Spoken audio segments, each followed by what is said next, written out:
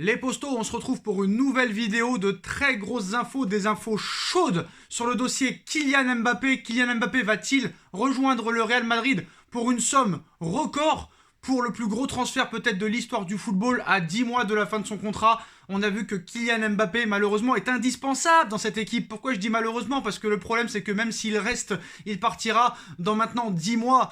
Que doit faire le Paris Saint-Germain, les postos? Beaucoup d'infos dans cette vidéo, mais d'abord, une masterclass de Neymar aujourd'hui, mais pas sur le terrain. Neymar a été fantomatique pour son retour à la compétition.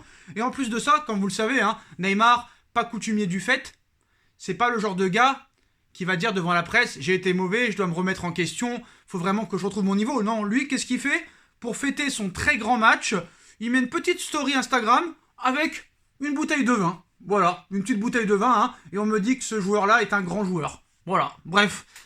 Si vraiment il y a des gens qui aiment vraiment Neymar à l'heure actuelle et qui trouvent qu'il est exceptionnel au Paris Saint-Germain, parce que Brésil et Paris Saint-Germain, c'est pas la même chose, qui viennent me voir en privé et qui m'expliquent pourquoi Neymar à l'heure actuelle est l'un des meilleurs joueurs du monde. Parce que d'après les spécialistes, parce qu'il y a beaucoup de spécialistes maintenant, il y en a beaucoup de spécialistes, le lundi, le mardi, le mercredi, Neymar est un joueur formidable. Bon, d'accord, pourquoi pas.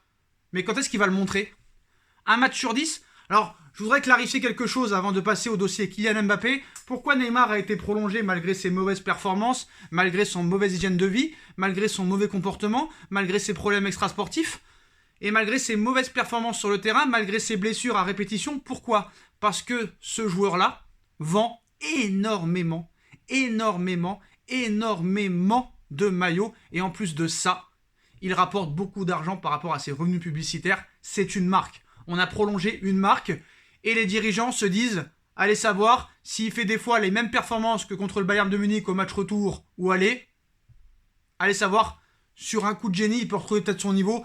Mais quand je vois le Neymar de ce soir, qui est inexistant malgré son retour à la compétition, mais quand on voit le retour à la compétition d'Angel Di Maria, c'est assez impressionnant. Angel Di Maria est revenu le même jour que Neymar Junior. Angel Di Maria, c'est déjà une passe décisive et un but en 2 matchs depuis son retour. Voilà, mais bon, malheureusement, Di Maria n'est pas aussi idolâtré que Neymar. Pourquoi? Je ne sais pas. Mais bon, voilà, je ne crois plus réellement en Neymar. J'espère quand même qu'il nous fera une masterclass par-ci par-là.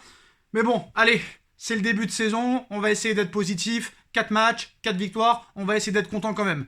Même si on me dit que Pochettino est un grand entraîneur, ça reste encore une fois à prouver. Parce que sur les 4 premiers matchs, certes, il y a 4 victoires, il y a beaucoup de buts inscrits, mais malheureusement beaucoup de buts aussi concédés. Même si ce soir, on n'a pas pris de but. Ce soir, on n'a pas pris de but, comme par hasard, Kimpembe n'était pas titulaire. Bref, on a vu que Kimpembe quand même a fait une très bonne rentrée, qu'il a vraiment été présent. Bon, maintenant, le dossier qui vous intéresse tous, les postos, Kylian Mbappé. Qu'est-ce qui va se passer lors de ces 2 derniers jours de mercato? C'est ça qui nous intéresse. Kylian Mbappé est le meilleur joueur du Paris Saint-Germain à l'heure actuelle. Kylian Mbappé est le meilleur joueur du Paris Saint-Germain depuis ces 6 derniers mois. On va pas répéter les masterclass contre le Barça, triplé et un but au retour. On va pas se rappeler de la masterclass contre le Bayern de Munich à l'aller et aussi un petit peu au retour, même si Neymar avait été meilleur au match retour. Maintenant, les dernières informations, les postos. Que doit décider le Paris Saint-Germain? Est-ce que le Paris Saint-Germain doit garder Mbappé, même s'il part gratuitement l'été prochain, mais comme c'est le meilleur joueur, ce joueur est indispensable, même pour te faire gagner les matchs en Ligue 1, tu le gardes 1 an et t'essayes quand même peut-être de réussir à le prolonger à court terme, même si pour le moment, on va pas se mentir, c'est très mal embarqué, voire impossible, ou soit réellement, tu le vends pour une somme assez astronomique, les postos. Mais voilà, vraiment la décision va être difficile parce que tu vois que contre Reims, le mec, c'est lui qui te fait gagner le match à lui tout seul. Et moi, ce qui me fait peur pour le Paris Saint-Germain, c'est que tu aies besoin d'un très grand Mbappé pour battre Reims, alors que l'équipe qui a été alignée aujourd'hui doit battre Reims 3, 4, 5, 6-0 tranquillement. Et cette équipe est trop dépendante de Kylian Mbappé, malheureusement. C'est un gros problème. On ne peut pas compter sur Neymar. Neymar n'est pas un joueur fiable. Neymar n'est pas un joueur professionnel. Et si vous n'êtes pas d'accord avec ça, je m'en contrefiche. C'est la vérité. Tu le sais au fond de toi-même, derrière ton écran, que Neymar n'est pas un joueur fiable. Alors certes, ça peut être un bon joueur sur certains matchs. Il peut te sortir 2-3 masterclass dans la saison. Mais au niveau stats, au niveau fiabilité, il n'est pas présent. Il n'est pas présent. Le seul joueur fiable à l'heure actuelle, en attendant peut-être l'apogée, Lionel Messi, Mbappé est le seul joueur fiable avec Angel Di Maria offensivement. Icardi n'est pas fiable. Neymar n'est pas fiable. Messi, il va monter en puissance, mais peut-être pas tout de suite. On sait qu'il a 3 matchs avec l'Argentine et que son retour au haut niveau est peut-être pas pour les prochaines semaines, mais peut-être pour le mois fin septembre, début octobre. Donc on verra. On attend beaucoup de Léo Messi, mais le problème c'est que si Mbappé part, ça va manquer cruellement offensivement, au niveau de la vitesse, au niveau de la persécution, au niveau de la fiabilité, au niveau du créatisme. Parce que force est de constater et de l'avouer que depuis l'arrivée de Pochettino, et c'est l'une des meilleures choses qu'a fait Pochettino depuis son arrivée, c'est que depuis que Pochettino est là, je pense qu'il y a eu un travail au niveau du but qui a été fait. Maintenant, Mbappé, c'est une occasion, un but. 2 occasions, 2 buts. 3 occasions, 3 buts. Alors qu'avec Tuchel et Emery, c'était 25 occasions, un but au maximum, voire 2. Donc maintenant, le dossier Mbappé les Postos, on a de nouvelles informations aujourd'hui. Qu'est-ce qui va se passer demain?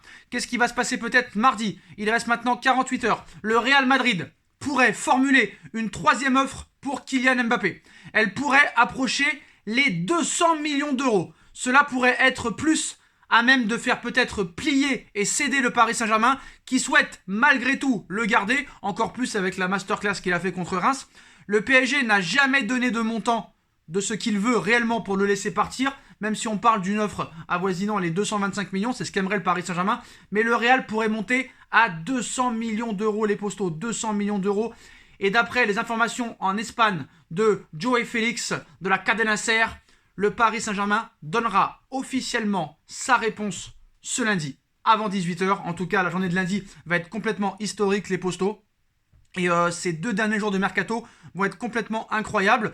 La Juventus de Turin veut toujours Mauro Icardi, mais le Paris Saint-Germain n'est pas ouvert à un départ en prêt pour l'heure. Elle veut du cash. La Juve a proposé un prêt d'1 an et un prêt de 2 ans. Sauf que le problème, Icardi a encore 2 ans de contrat. Donc un prêt de 2 ans, tu veux pas non plus qu'on te le donne gratuitement. Tu veux pas aussi de l'argent pour avoir Icardi, mais ils sont malades ces mecs-là. Donc voilà, la Juve a proposé un prêt d'1 an, un prêt de 2 ans payant. Mais ça veut dire qu'il faut prolonger Icardi alors. Parce que Icardi n'a plus que 2 ans de contrat, donc ça veut rien dire. La situation pourrait changer si le transfert de Kylian Mbappé au Real Madrid ne se fait pas. Donc on a pu voir diverses et différentes réactions par rapport au dossier Mbappé. La première venant du coach Mauricio Pochettino, et je le cite, « Si Mbappé va rester, c'est notre joueur. L'industrie du foot est remplie de rumeurs. Notre président et Leonardo sont très clairs. Il est là avec nous. Je suis très heureux de l'avoir. C'est l'un des meilleurs joueurs du monde. C'est un cadeau. » Donc il ne dit pas non plus qu'il ne reste pas ou qu'il reste. Marquinhos. Si je pense que Mbappé va rester, on n'essaye même pas de lui demander. Il a ses objectifs. Nous, on veut qu'il reste. Il a montré comment il est important pour nous encore ce soir. S'il reste, il va beaucoup nous aider. C'est à lui et aux dirigeants de solutionner. Voilà Marquinhos, toujours formidable. Marco Verratti ce soir. Kylian Mbappé a montré que c'est un grand attaquant. On ne le découvre pas. C'est un phénomène. Tout le monde attend beaucoup de lui. Parfois, on attend qu'il rate un match pour lui tomber dessus. Mais nous, on le connaît, on est très content de lui. Donc voilà les Postos. Donc pour Arnaud Calimundo, une négociation très avancée entre lui et le Racing Club de Lens. Les modalités de ce retour sont en discussion depuis ce dimanche. Donc voilà, maintenant ça c'est les informations. Le Real Madrid pourrait faire une dernière offre de 200 millions d'euros les Postos. Maintenant, Paris va répondre officiellement aujourd'hui. Mais à l'heure où on parle, honnêtement, je pense pas que ce transfert se fera. Après, je peux me tromper. Je peux réellement me tromper. Est-ce que Paris a avancé dans le dossier Erling Haaland qui est très compliqué? Est-ce que Paris va essayer Lewandowski? Je vois pas Lewandowski partir du Bayern de Munich pour 100 millions d'euros le 31 août ou le 30 août. Richarlison, pour moi, c'est pas le remplaçant idéal pour Kylian Mbappé. Kylian Mbappé, pour moi, est l'un peut-être des meilleurs peut-être l'un des meilleurs attaquants du monde à l'heure actuelle. Peut-être, parce que ce qu'il a montré contre Reims, gagner un match à lui tout seul alors que les autres n'étaient pas présents, à part Angel Di Maria et peut-être Idrissa Gueye. Donc voilà, maintenant, les dernières informations d'Espagne, les Postos, elles viennent d'El Chiringuito TV. Les dernières infos. Donc qu'est-ce qu'on en dit? Bah attente, attente, tic-tac, tic-tac, tic-tac. Bon, ça va être chaud. Honnêtement, ça va être très très chaud, les Postos. On peut s'attendre vraiment à une journée de folie, mais c'est vrai que encore la prestation de Mbappé ce soir va encore faire beaucoup réfléchir les décideurs. Qu'est-ce qu'on doit faire réellement? Est-ce qu'il faut le garder et profiter encore une année de peut-être qui peut nous faire des dingueries encore pendant une année. En voyant surtout le niveau de Neymar et des autres. Voilà. Donc, en raison de ce que j'ai vu et entendu au cours des dernières 48 heures, je suis pessimiste quant à l'accord Mbappé, Paris Saint-Germain, Real Madrid. Je ne peux pas le voir pour le moment. Je pense qu'ils vont le garder.